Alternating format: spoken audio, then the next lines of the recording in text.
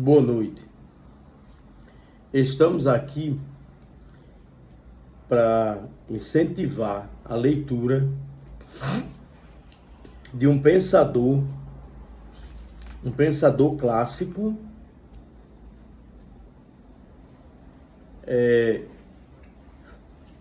esse pensador vem daquela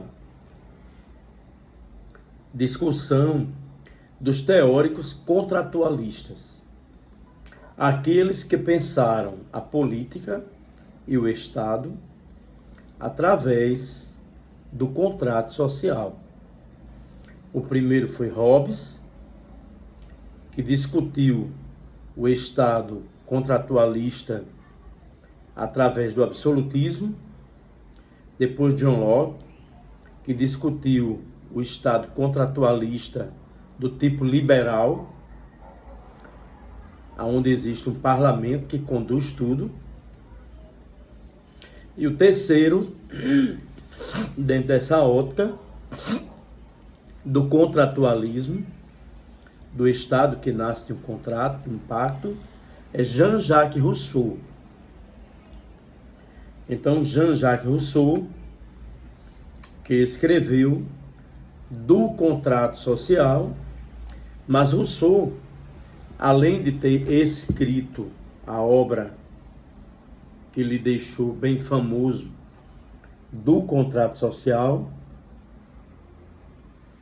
escrito no período de 1757 a 1762,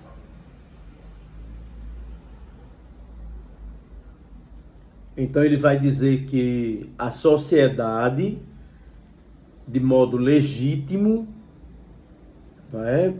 A política, a forma de condução dessa sociedade, ela vem através de um contrato. Isso é, o Estado democrático é um Estado contratualista.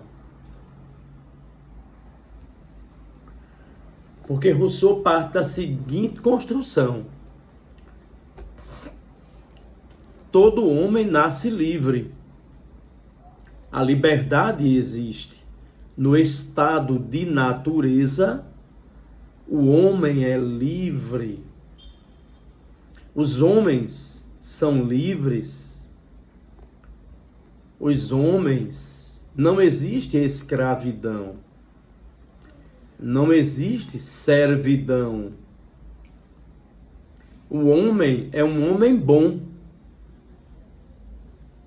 Mas a corrupção, ela é tão grande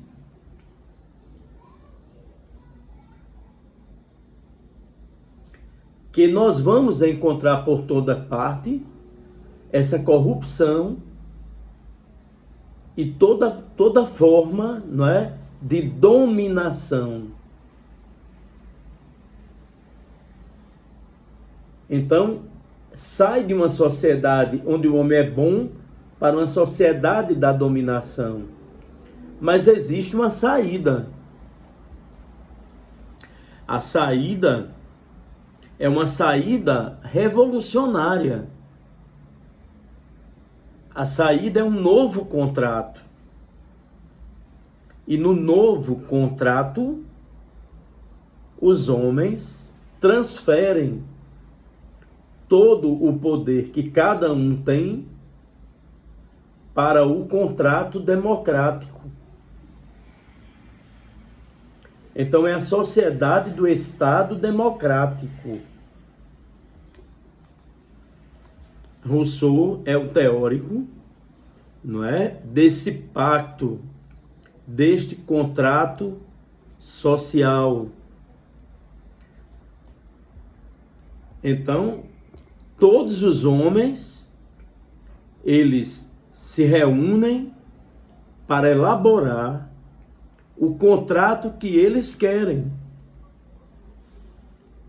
Portanto, se eu pensar numa Constituição dentro dessa ótica de Rousseau, a Constituição é o contrato social feito de modo solene A partir de quê?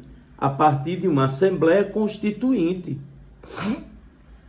onde os representantes do povo, eles são os delegados do povo.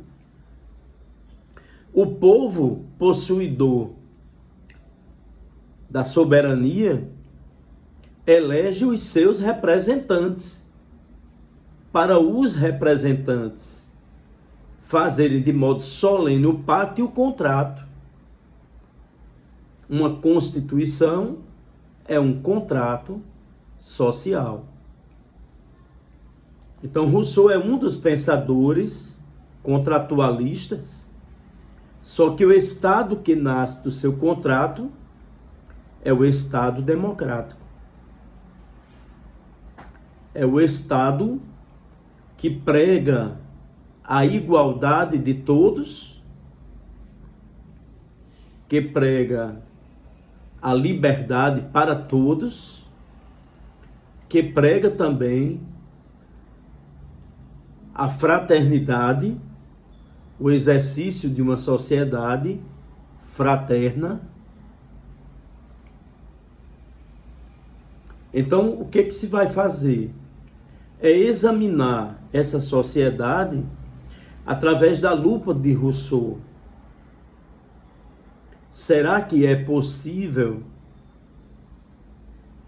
na realidade objetiva, efetivar aquilo que o Rousseau está dizendo no seu texto?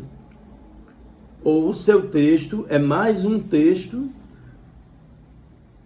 que, a partir de outros textos, não é, no conjunto, vai dar a formação de um documento político e jurídico chamado Constituição?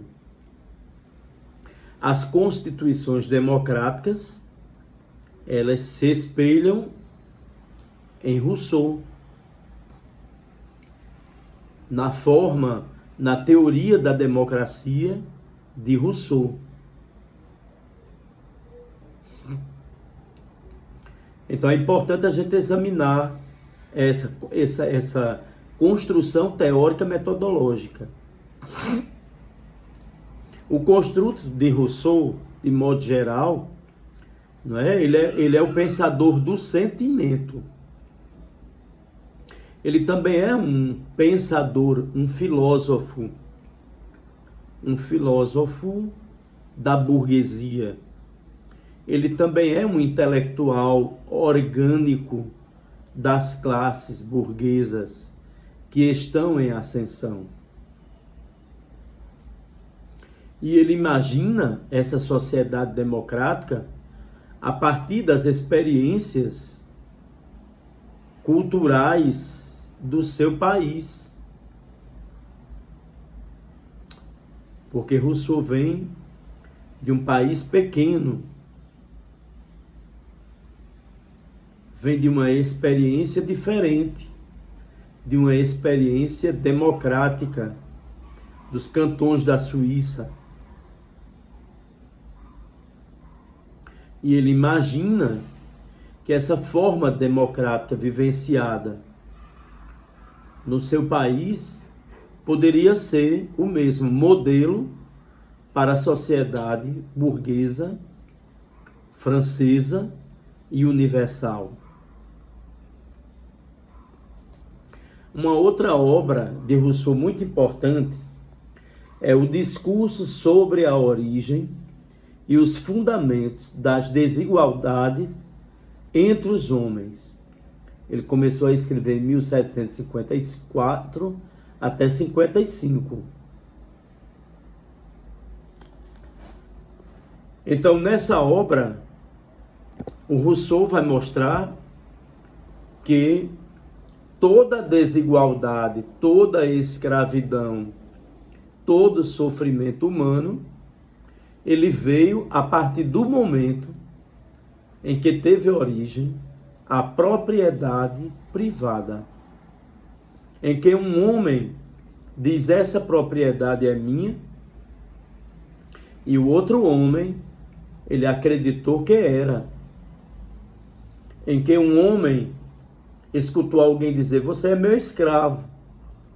E ele aceitou e acreditou que era o escravo.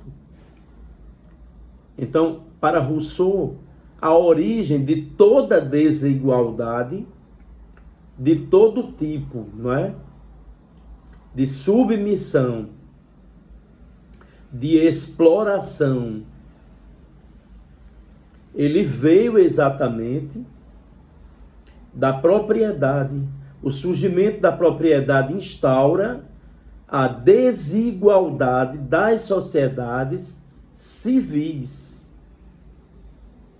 E, em última instância, vai trazer o despotismo, vai trazer o Estado totalitário também. Tá certo? Então, as desigualdades entre os homens, elas têm uma origem, a origem na propriedade. Rousseau é um teórico bem transdisciplinar, bem complexo. É um teórico do sentimento. Rousseau escreveu Teoria do Estado, Teoria Política. Rousseau escreveu Como Educar os Rapazes, no seu Emílio, a partir de uma educação sistematizada no amor e no sentimento, como seria a educação do menino da burguesia, dos rapazes da burguesia, para que é que eles eram educados. E a educação em Rousseau, ela não é uma educação solitária, distante. Há um elo, há um vínculo. Não se concebe em Rousseau uma educação à distância. Não existe para Rousseau esse tipo de educação. A educação é partilhada, é construída na natureza com alguém. Alguém educa. O professor vem, partilha, educa. Faz com que o estudante pense. O professor não vai educar levando ao pensamento da forma estranha do isolamento. Então temos que reler Rousseau lá no Emílio, para reaprendermos o que é a verdadeira educação. Assim como a gente tem que ler também o Banquete de Platão, o Simpósio, para aprendermos também o que é a educação. Lá no Banquete de Platão, que é uma reunião de alunos, é uma reunião de intelectuais para escutar, para dialeticamente aprender, gravar o que cada um tem para ensinar. Lembrem, nós estamos muito afastados dessas teorias que ensinaram a educar. Platão, no seu livro Simpósio, Rousseau, no seu livro O Emílio. Rousseau também é um educador, também é um escritor do sentimento. Quando ele escreve Os Devaneios de um Caminhante Solitário, ele está falando no sentimento. Os seres humanos são sujeitos do sentimento. Se Descartes diz que o ser humano é sujeito da razão, Rousseau vem dizer que é sujeito do sentimento. Karl Marx vem dizer que é sujeito da produção material da existência.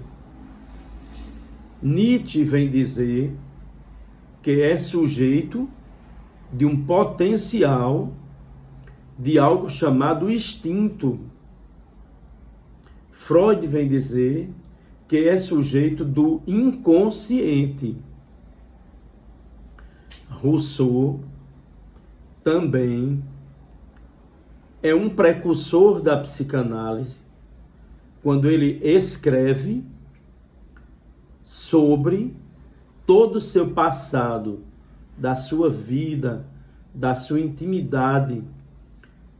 São as confissões. Ele faz uma retrospectiva, lembrando, repetindo, elaborando e escrevendo as suas confissões. O que ele tem de mais íntimo, toda a sua vida. Rousseau também escreveu para a educação das mulheres. Escreveu a nova Heloísa, preocupado com a educação da menina burguesa.